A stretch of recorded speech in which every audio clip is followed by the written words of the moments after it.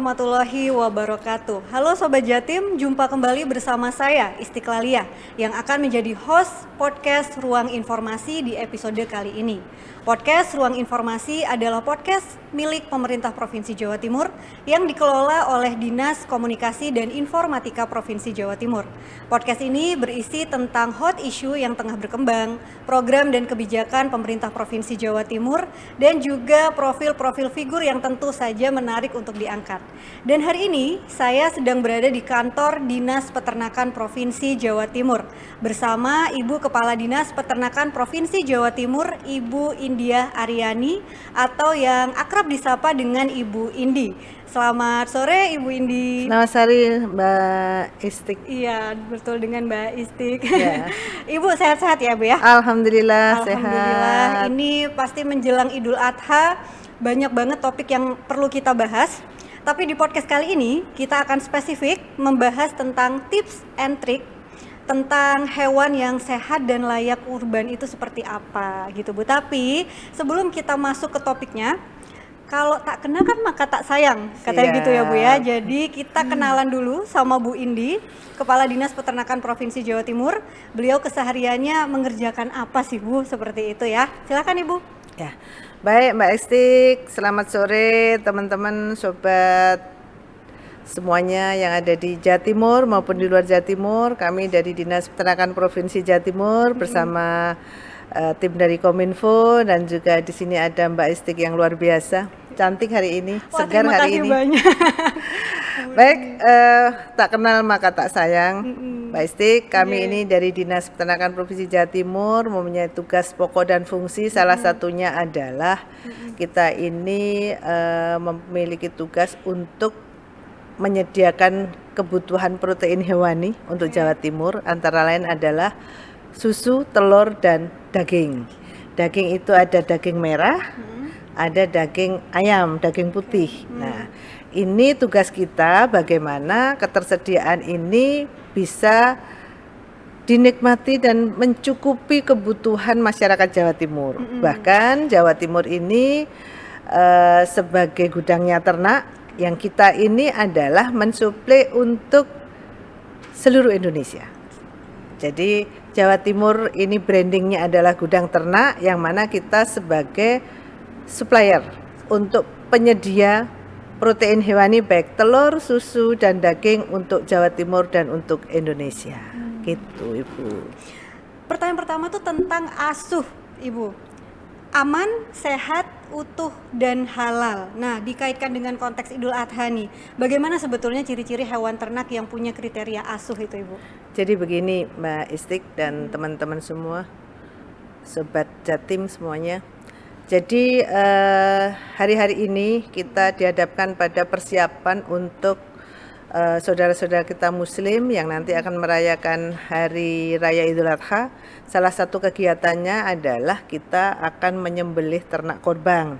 Nah, ternak korban ini adalah sapi, kambing, ataupun domba, atau onta. Tapi kalau di Indonesia kan tidak ada onta, adanya sapi, kambing, atau domba. Nah, untuk memilih ternak korban ini harus memiliki syarat-syarat seperti yang disyariatkan oleh syariat Islam, antara lain adalah harus cukup umur, ya, kemudian sehat, tidak cacat. Nah, ini menjadi kriteria utama yang harus dipenuhi. Nah, kriteria yang lainnya antara lain adalah bahwa ternak ini harus sehat. Ini menjadi ranah kami yang di Dinas Peternakan, di mana kita mempunyai fungsi pengawasan terhadap kesehatan hewan atau kesehatan ternak, terutama sekarang di momen Hari Raya Idul Adha ini.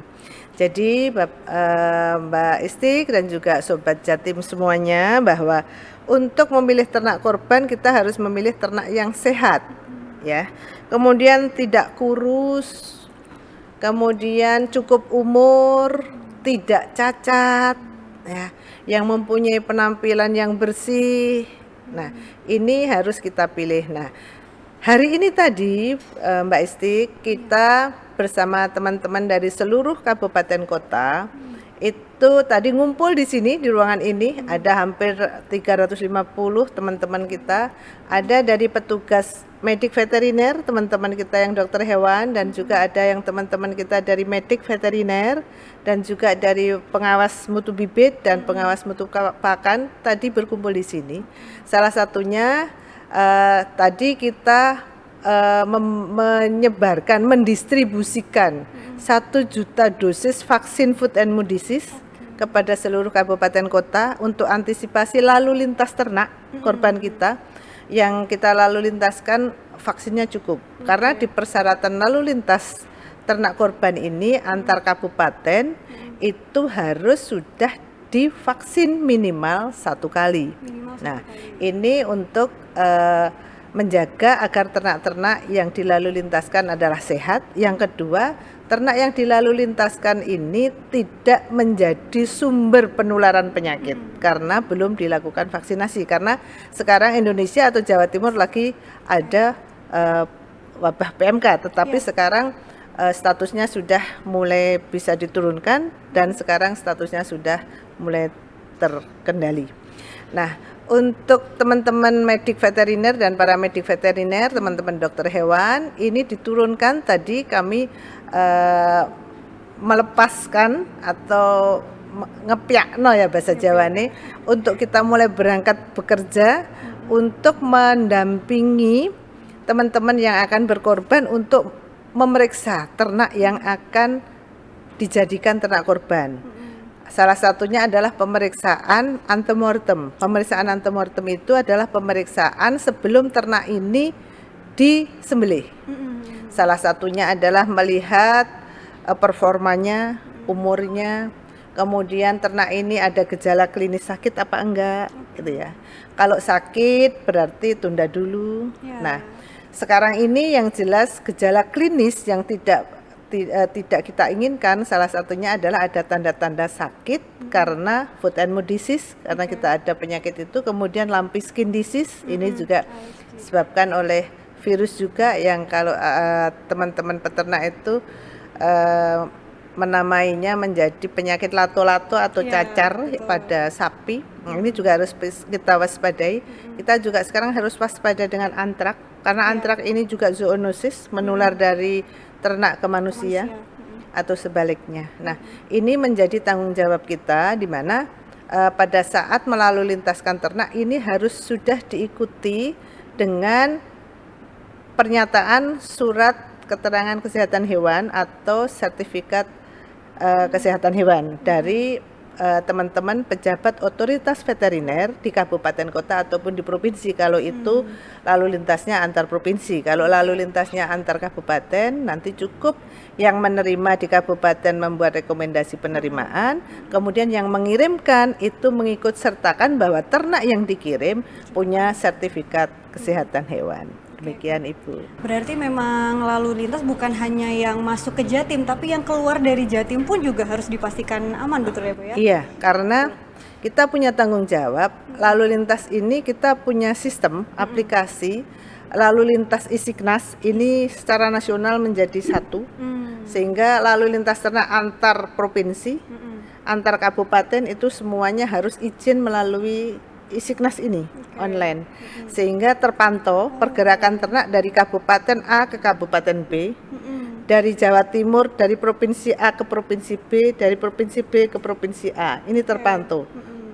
Dan ada syarat-syarat yang dipersyaratkan, terutama harus dilakukan vaksinasi. Kemudian ada syarat-syarat tertentu tidak tertular oleh penyakit ABCD yang itu sudah diatur oleh keputusan Menteri Pertanian. Jadi ada kita juga mengeluarkan SOP untuk lalu lintas ternak ini dari Dinas Peternakan. Kami mengeluarkan SOP dan juga SE terkait dengan lalu lintas ternak pada saat korban. Dan juga ada aturan lalu lintas ternak dari Permentan itu nomor 17 tahun 2023. Jadi itu dasar kita untuk melaksanakan pengawasan lalu lintas ternak kita agar kita menjaga penularan penyakit dari kabupaten ke kabupaten atau dari provinsi ke provinsi lain. Demikian. Nah, yang menjadi menarik juga tuh Bu, tadi Ibu menyebut online, berarti penjualan hewan ternak kurban pun juga bisa online? Dan Bisa. cashless juga ya Bu ya? Bisa. Sudah bisa Ini ya? tergantung dari teman-teman kita nih yang generasi muda sekarang ini. Oke. Kalau saat ini kalau peternak ini kan dulu kesannya peternak ini adalah peternak yang orangnya sepuh-sepuh, udah tua-tua gitu ya.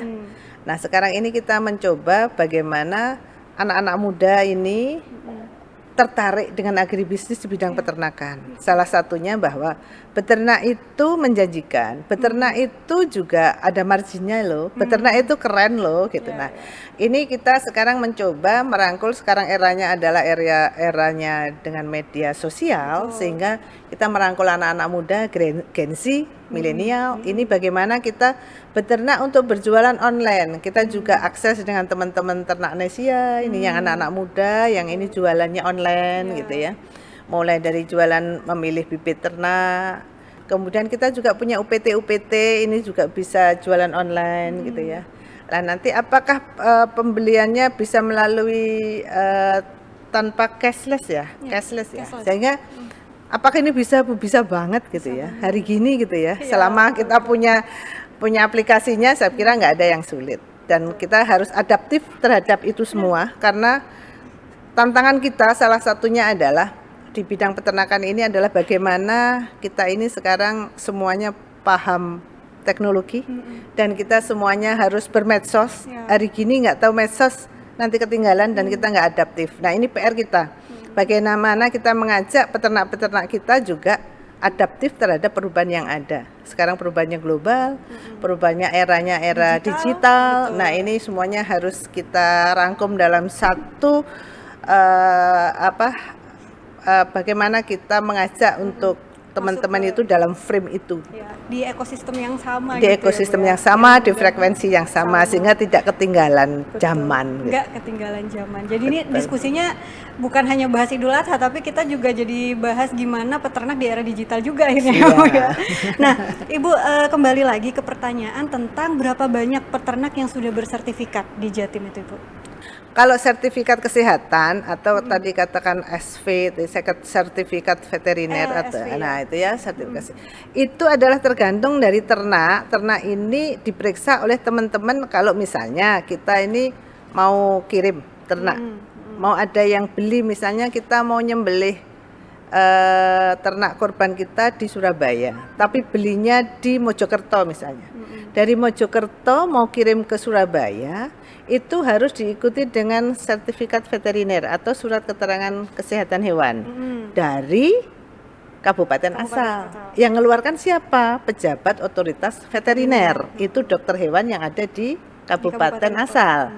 Kemudian kabupaten yang menerima juga harus mengeluarkan surat rekomendasi menerima ternak itu dengan syarat. Nah, yang mempersyaratkan adalah dari daerah kabupaten penerima, misalnya harus sudah divaksin minimal 1 kali. Kemarin kami mengeluarkan SOP atau SE bahwa ternak dalam rangka Idul Kurban harus minimal dilakukan vaksinasi 1 kali untuk LSD sama PMK.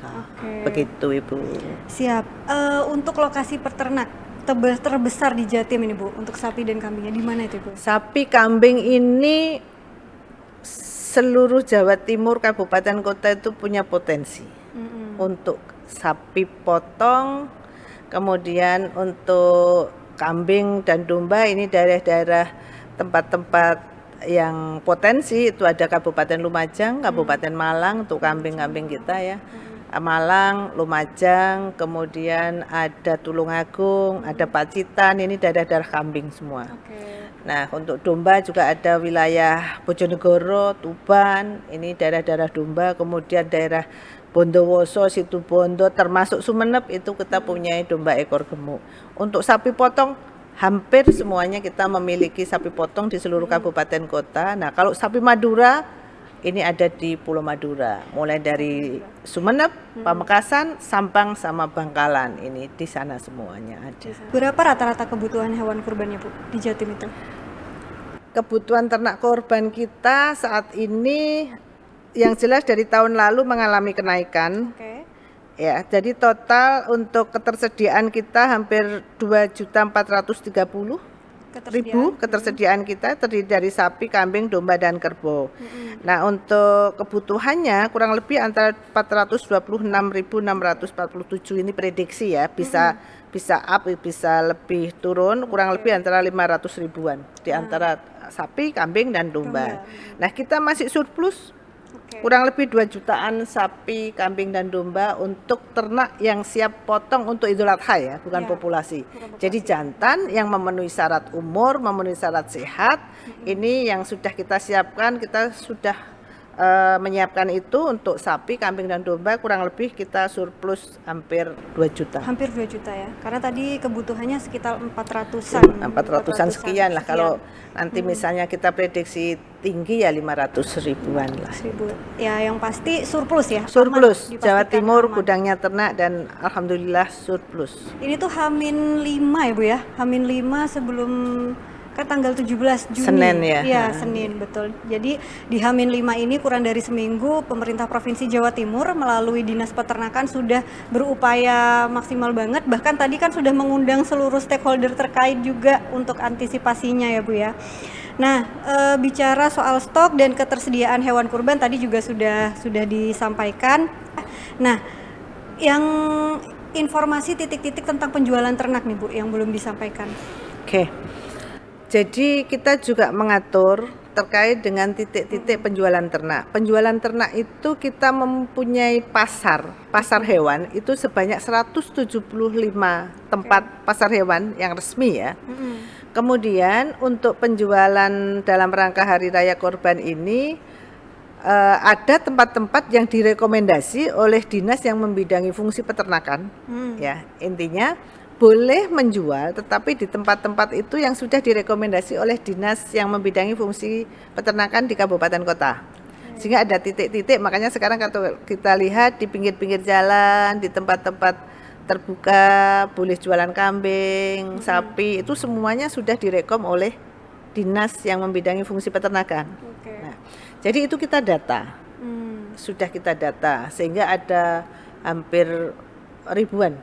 Sudah ada datanya kita. Nanti jadi di Kabupaten A titik-titiknya di mana, Kabupaten B titik-titiknya di mana, itu sudah kita atur semuanya dalam pengawasan Dinas Peternakan yang membidangi fungsi peternakan di kabupaten kota.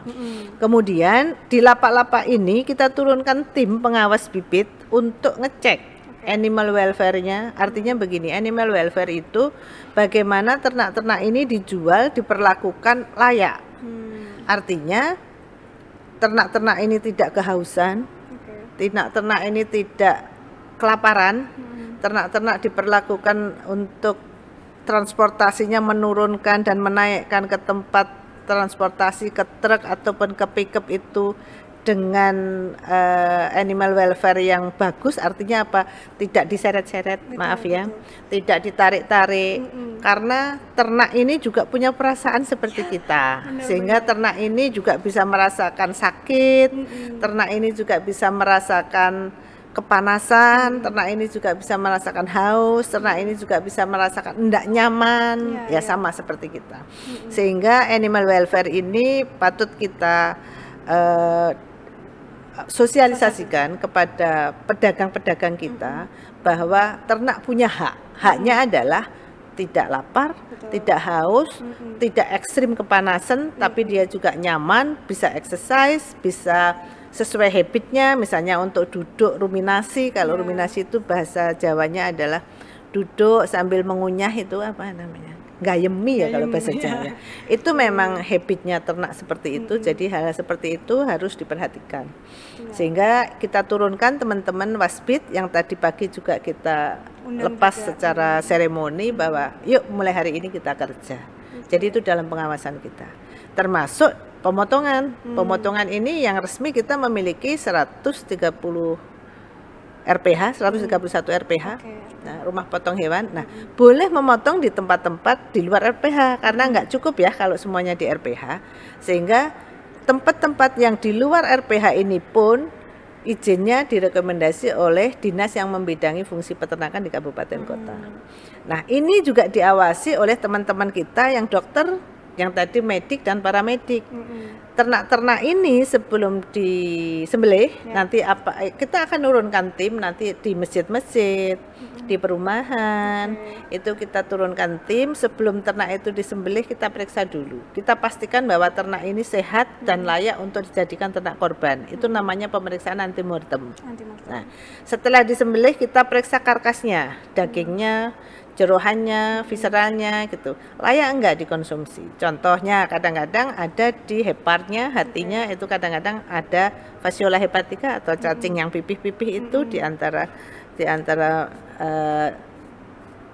kalau diiris, diinsisi gitu ya akan keluar itu. Nah, ini tidak diperbolehkan dimakan misalnya. Jadi itu kita dampingi agar daging yang nanti dikonsumsi oleh saudara-saudara kita yang muslim yang berhak menerima dan yang berhak menerima itu semuanya dalam keadaan sehat, terkontrol, dan nanti dari sisi kesmafetnya, kesehatan masyarakat veterinernya terjaga, sehingga tadi disampaikan bahwa daging yang nanti dikonsumsi harapan kita adalah asuh, aman, sehat, utuh, halal.